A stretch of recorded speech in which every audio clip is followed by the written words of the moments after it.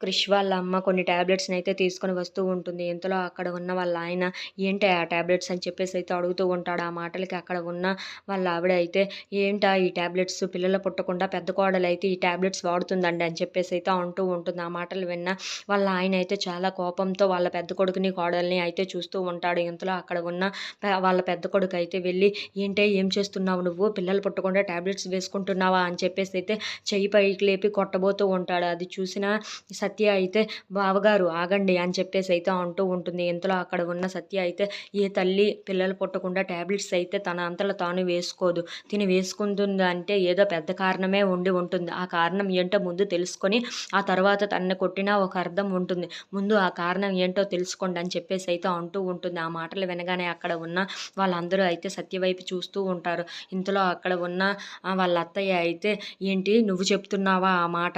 నీకే సరిగ్గా ఇప్పటిదాకా ఏమీ జరగలేదు కదా అని చెప్పేసి అయితే అంటూ ఉంటుంది. ఆ మాటలు వినగానే అక్కడ ఉన్న క్రిష్ వాళ్ళ బాపు అయితే ఏంటి నువ్వేం మాట్లాడుతున్నావు అని చెప్పేసి అయితే అడుగుతూ ఉంటాడు. అవునండి ఇప్పటిదాకా చిన్న కోడలికి చిన్న బాబుకి ఇంకా పెళ్ళయిందే కానీ శోభనం అయితే ఇంకా జరగనే లేదు కదా అని చెప్పేసి అయితే అంటూ ఉంటుంది.